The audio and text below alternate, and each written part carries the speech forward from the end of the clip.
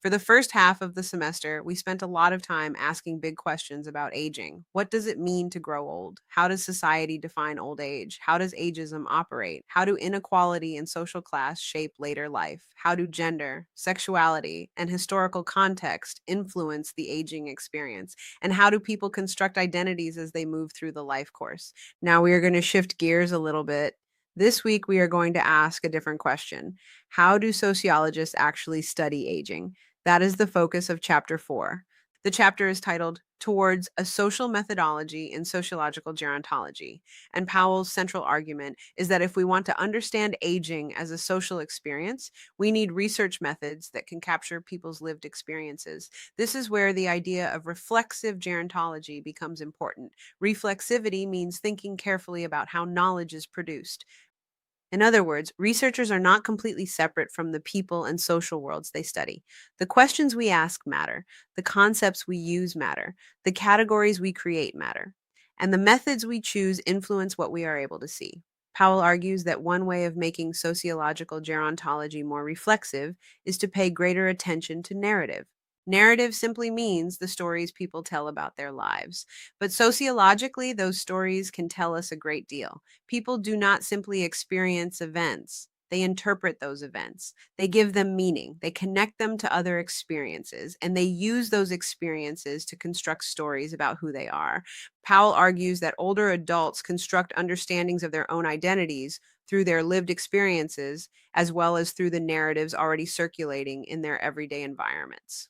Think about what that means. Imagine someone describing their retirement. They might say, I finally get to do what I want. Another person might say, I don't know who I am anymore. Someone else might say, retirement was something I never wanted. All three people have experienced retirement, but they have given that experience very different meanings. And those meanings are sociologically interesting. Why does one person experience retirement as freedom while another experiences it as loss? What social experiences shaped those interpretations? What did work mean to them? How important was their occupation to their identity? What were their financial circumstances? What expectations did their family have? What cultural ideas about retirement have they encountered? These are the kinds of questions that narrative research can help us explore. This brings us to our supplemental reading, Experiences of Aging in Place in the United States. This article gives us a really useful example of why lived experience matters. The concept of aging in place generally refers to older adults continuing to live in their own homes and communities as they grow older rather than moving into institutional settings. The authors describe it as living safely, independently, and comfortably in one's own home and community. On the surface, aging in place might sound like a relatively straightforward concept. We might simply ask whether older adults prefer to remain at home. But the researchers point out that the reality is much more complicated. For example, a large majority of adults over age 50 report that they would prefer to remain in their current housing rather than enter institutional care. But that preference changes when people feel that their home does not meet their physical needs. In other words, wanting to age in place and actually being able to age in place are not necessarily the same thing. That distinction is extremely sociological. A person might say, I want to stay in my home. But then we have to ask what makes that possible. Can they safely navigate their home? Can they afford modifications? Do they have transportation? Do they have access to healthcare? Do they have family or friends nearby? Do they have access to community resources? Do they have enough social contact? And what happens if their health or mobility changes? The article argues that aging in place is much more complex than simply looking at the cost of housing or healthcare. Researchers have identified concerns involving finances, privacy, independence, control, stigma, and fear of institutionalization. They have also found that experiences differ among groups such as older immigrants and LGBTQ plus older adults. This is why the researchers wanted to study lived experience. They were not simply interested in asking how many people age in place. They wanted to know, what does aging in place actually feel like? That is a very different research question, and different research questions require different research methods. The study is a systematic review of qualitative research. Qualitative research is particularly useful when researchers want to understand meanings, experiences, perceptions, relationships, and interpretations. Instead of reducing an experience to a numerical score, Qualitative researchers might conduct interviews, observe people, analyze narratives, or examine other forms of detailed information. For example, imagine we wanted to study loneliness among older adults. A quantitative study might ask participants to rate how lonely they feel on a scale from 1 to 10. That could give us useful information. But a qualitative researcher might instead ask, tell me about what loneliness means to you. That could reveal things that a numerical scale might never capture.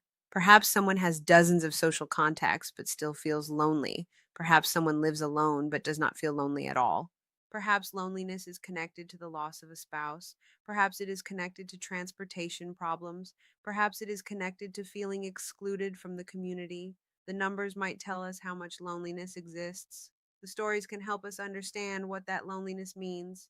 This distinction is important throughout sociology. Quantitative and qualitative research are not necessarily competing approaches. They answer different kinds of questions. Quantitative methods are often particularly useful for identifying patterns across large populations. Qualitative methods can help us understand the meanings and experiences behind those patterns. And when studying something as complicated as aging, both can be valuable. The Experiences of Aging in Place article provides an excellent example of this. The researchers chose a method called meta-ethnography to synthesize findings from existing qualitative studies. Rather than simply adding up the findings of different studies, metaethnography involves interpreting and comparing the meanings found across studies. The researchers describe a process that includes reading the studies closely, identifying how the studies relate to one another, translating findings across studies, and developing broader interpretations from those comparisons. This is important because the researchers are interested in something that cannot necessarily be captured by a single statistic. They want to understand the complexity of people's experiences. And complexity is one of the things sociology does particularly well.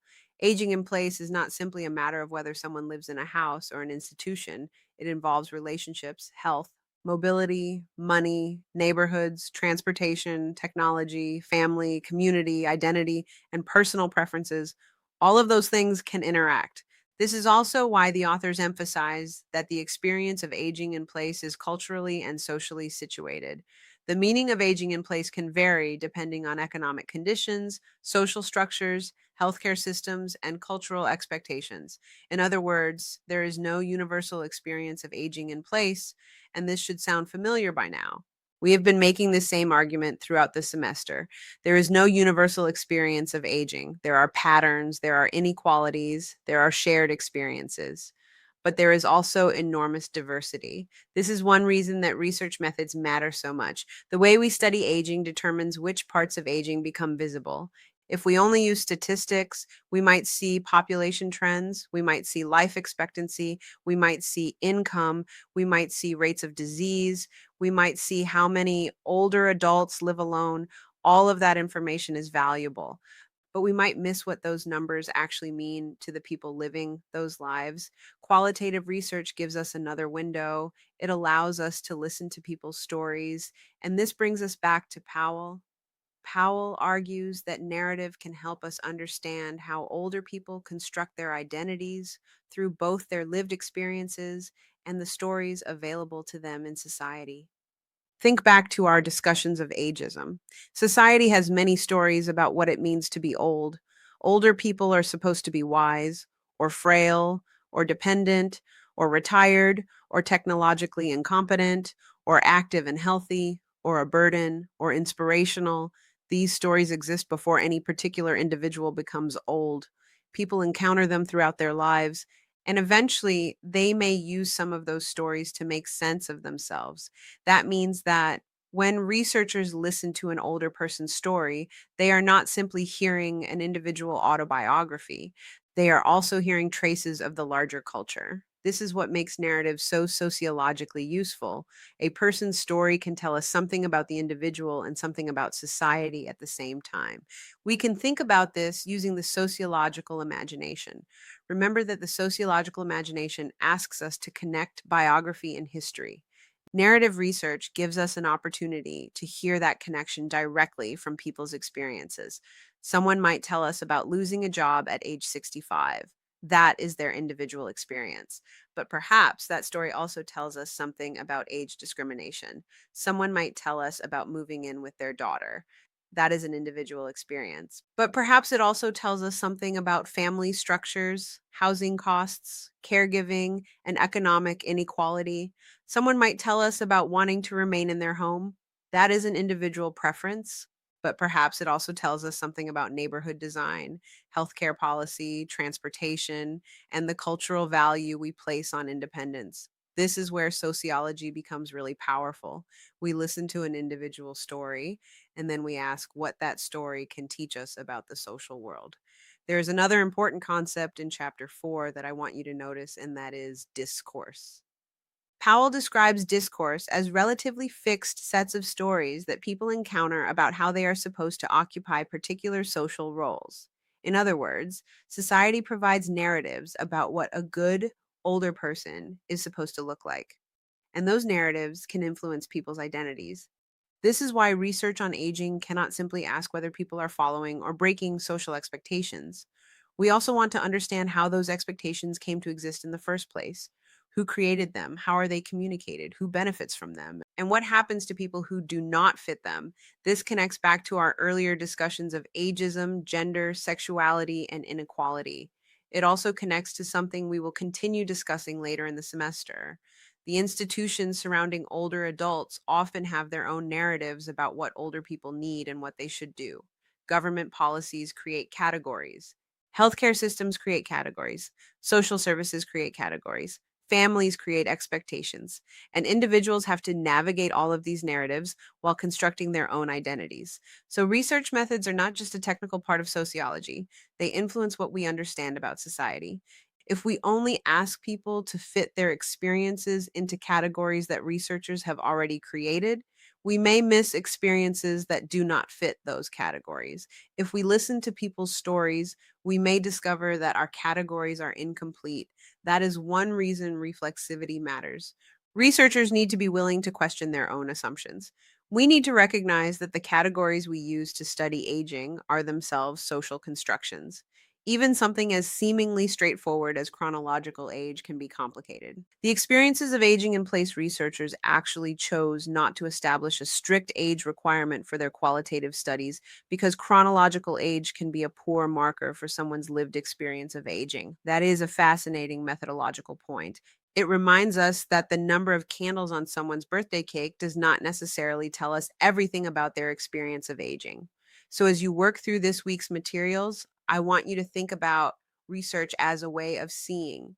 Different methods allow us to see different things. Statistics can reveal patterns, surveys can reveal attitudes, experiments can help us examine relationships between variables. Interviews can reveal experiences and meanings. Observational research can show us social behavior and context. And narrative approaches can help us understand how people make sense of their lives. None of these approaches gives us the entire picture by itself. Aging is too complicated for that. The goal is to choose methods that allow us to ask meaningful questions and to understand the social world as fully as possible. So, this week, as you read Chapter 4 and Experiences of Aging in Place in the United States, I want you to keep one central question in mind. What can we learn about aging when we listen to older adults describe their own experiences rather than simply describing them through statistics? And there is another question behind that one. What might we miss if we never listen to those stories? Those questions get us to the heart of sociological research. We are not simply collecting information about people. We are trying to understand how people experience, interpret, and make meaning within the social world. And when it comes to aging, those stories can reveal an enormous amount about the society in which we all grow older.